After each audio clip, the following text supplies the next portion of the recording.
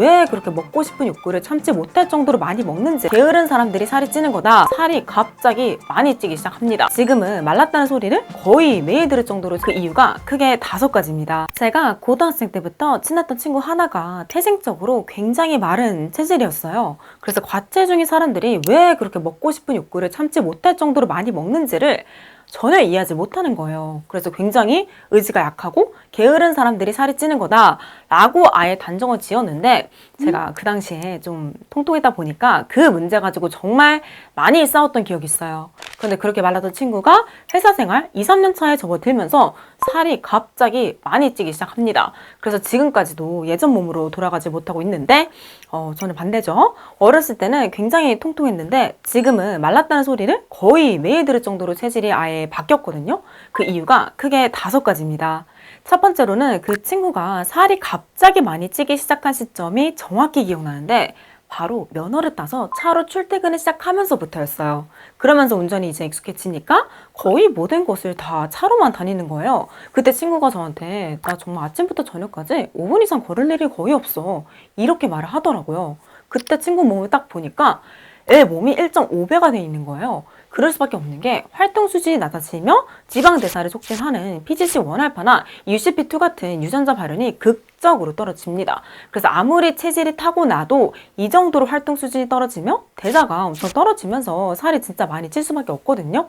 그래서 여러분, 이 주당 75분만 고강도 인터벌 운동을 하면 이렇게 대사가 떨어지는 걸 막을 수 있다는 사실이 딱 연구 결과로 정확히 나왔습니다. 다시 말해 하루에 딱 15분씩만 주 5회 히트를 하면, 아니면 주 3회 25분만 히트를 하면 활동 수준이 낮아지더라도 이 살찌는 체질로 바뀌는 걸 막을 수 있다는 거예요. 그리고 제가 실제로 가을적 단식이랑 히트 운동을 병행하면서 살이 정말 많이 빠졌거든요. 그래서 이걸로 유튜브를 시작했다가 코로나 때 대박 난 거고요. 그리고 두 번째로, 제가 예전에 한창 이 폭식증으로 고생했을 때 당장 뭘 안 먹으면 정말 죽을 것 같은 그런 허기를 거의 매일 느끼면서 살았는데, 제가 이런 슈퍼레티놀 C 같은 영양제를 꾸준히 챙겨 먹으면서부터 그런 고통스러운 배고픔이 정말 많이 없었습니다. 왜냐면 현대인의 식단은 일단 오메가6 지방산 비율이 압도적으로 높죠. 죄다 정제 음식이라 비타민, 미네랄 엄청 부족하죠. 영양분이라고는 거의 당과 탄수화물밖에 없는 음식 투성이죠.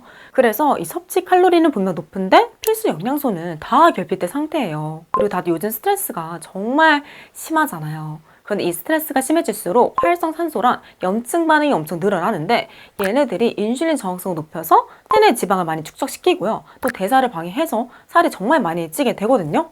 그런데 이 슈퍼레티놀에 들어있는 비타민C, 비타민 B군, 비타민 D, 비타민 E 같은 영양소들이 염증 반응을 낮추고 활성산소를 제거하는 항산화제로 작용하면서 이런 부분들을 좀 막아줄 수 있어요. 그리고 다이어트를 하면 아무래도 이 식이 제한이 필수니까 여러 가지 비타민과 미네랄 섭취가 많이 부족해지잖아요. 그래서 각종 피부 문제나 탈모나 이 수면장애 같은 문제들이 꼭 생기는 거거든요. 그런데 이런 것들을 슈퍼레티놀 C 같은 영양제를 꾸준히 섭취하면 어느 정도 막을 수 있는 거죠. 하지만 제 친구는 이 세상의 모든 약과 영양제와 다이어트 보조 제품에 대한 불신이 굉장히 심했던 사람이라 20대 때까지 정말 아무것도 챙겨 먹지 않았어요. 그래서 조금 더 다이어트에 어려움을 겪었던 게 아닐까 싶어요.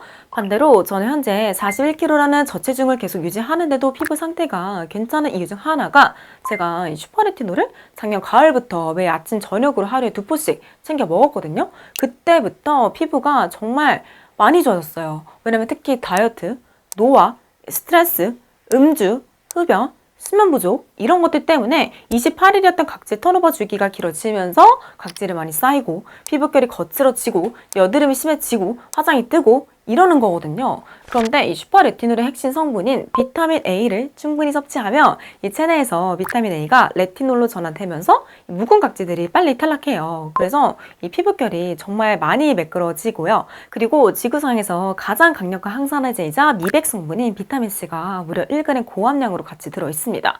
그래서 이 둘이 특히 시너지 효과를 발휘하는지 제가 정말 레몬수랑 슈퍼레티놀 C 섭취를 병행하면서부터 피부가 정말 많이 하얘졌고요. 그리고 제 인생 최초로 피부 속에서 광이 막 올라오기 시작했어요. 그리고 여드름 영양제 하면 비타민 A, 파토텐산, 아연, 비타민 D가 가장 유명한데 이 4가지 성분도 들어있어서 피지 분비가 줄어드는데 제가 효과를 엄청 보게 됩니다. 그래서 좁쌀 여드름, 화이트헤드, 블랙헤드 이런 것들도 많이 줄어서 오래된 아둥이들은 제가 올해부터 갑자기 이 피부가 많이 좋아진 걸 분명 느끼셨을 거예요. 그래서 제가 얘를 계속 제 돈 재산으로 구매해서 먹다가 아모레 이 슈퍼레티놀로 맞게 하게 해달라고 거의 3달 넘게 쫄랐습니다.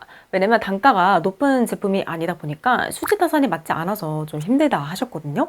그런데 제가 포기하지 않고 정말 이 상고추를 정신으로 집요하게 요청드려서 7월에 마켓을 처음으로 하게 됐는데 정말 초대박이 났습니다. 진짜 제가 여태까지 했던 마켓 중에서 가장 반응이 뜨거웠고요. 판매 수량이 압도적으로 가장 높았어요. 왜냐면 제 마켓가가 그 어떤 공식물 세일보다도 심지어 올영 세일보다도 더 저렴하기 때문에 이 가격이 너무 괜찮거든요. 그리고 후기가 무엇보다 너무 좋아요. 그래서인지 실제로 많은 유튜버들이 내돈내산으로 추천도 이 제품 많이 하시더라고요. 그래서 마켓 다시 열어달라는 라둥이들의 요청에 힘입어 이번에도 정말 좋은 가격으로 2차 마켓 열심히 준비했고요. 저도 이번에 제 마켓으로 적어도 10박스는 꼭 제 돈 주고 살 겁니다. 왜냐면 이번에도 가격이 너무 괜찮고요. 맛도 상콤달달해서 먹기 엄청 편하거든요. 그래서 이번에도 제품 구매해서 도착하는 대로 인증샷 커뮤니티에 올릴게요. 그리고 세 번째로는 여러분, 제가 만약에 아침에 요거트에 여러 가지 과일이랑 그래놀라를 같이 먹고 나서 저녁에 떡볶이를 먹었을 때랑 반대로 아침에 ABC 주스랑 프로틴을 먹고 나서 저녁에 떡볶이를 먹었을 때랑 언제 떡볶이를 더 많이 먹을 것 같아요? 무조건 전자입니다. 왜냐면 특히 긴 공복 시간 후에 먹는 첫 끼인 아침에 탄수화물을 많이 먹거나 혈당을 빠르게 올리는 과일 같은 걸 많이 먹으면 혈당이 높게 치솟겠죠. 그런 인슐린이 많이 분비되면서 혈당이 갑자기 훅 꺼지게 됩니다.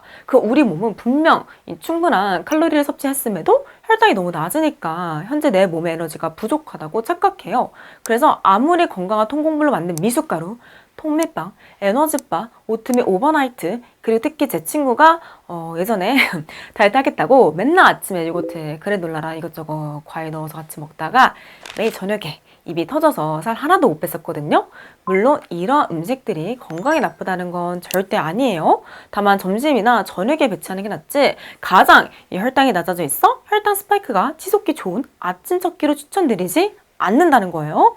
그런데 정말 많은 분들이 이런 음식들이 건강해 보인다는 이유로 다이어트 하실 때 아침 이렇게 고탄수화물로 시작하시는 경우가 많은데 이렇게 드시면 아침에 밥 먹고 얼마 안 돼서 금방 배가 꺼지면서 달달한 게 엄청 땡기거든요. 그래서 웬만하면 아침은 탄수화물 섭취는 최대한 줄이고 그 자리에 단백질과 지방으로 채워서 혈당이 안정적으로 올라갈 수 있게 해주세요.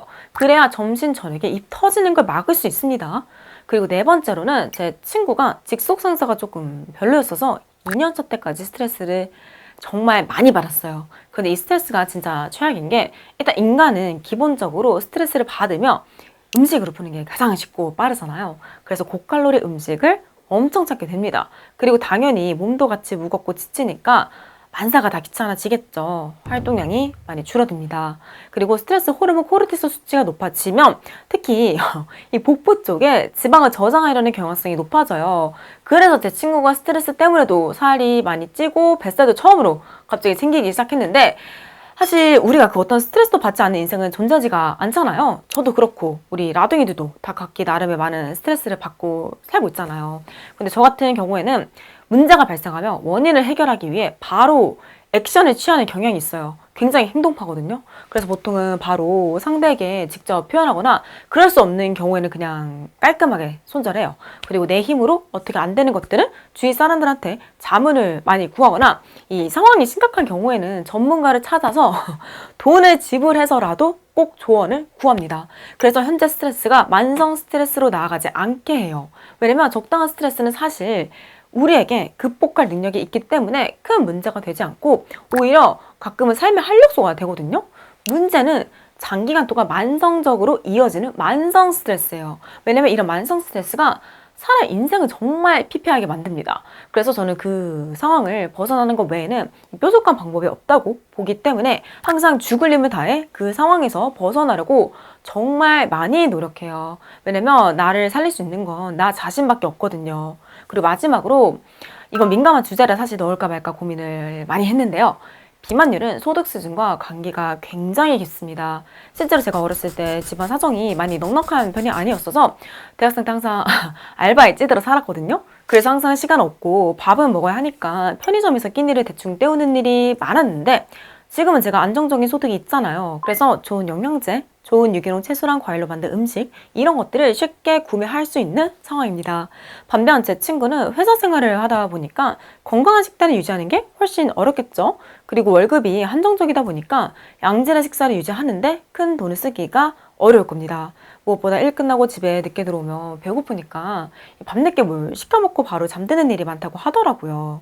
그래서 제가 20대 때 자기 개발에 목숨을 걸었던 이유 중 하나가 제가 업그레이드 될수록 소득 수준이 높아지고 지시받는 사람이기보다는 지시를 하는 위치로 빨리 좀 올라가고 싶었거든요. 덕분에 저는 현재 좋은 업무 환경과 낮은 스트레스 상태로 일할 수 있는 컨디션이 많이 갖춰진 상태예요. 그래서 사실 저는 다이어트에 항상 실패하는 분들께 식단, 운동, 영양제 이런 것들보다는 주위 환경과 인간관계를 개선하는데 가장 많은 돈과 시간을 투자하라고 말씀드리고 싶어요. 왜냐면 먹는 것만 줄인다고 해서 다이어트에 절대 성공할 수 없는 게 생활, 환경, 스트레스 지수가 그대로면 살은 무조건 다시 찌게 돼 있거든요.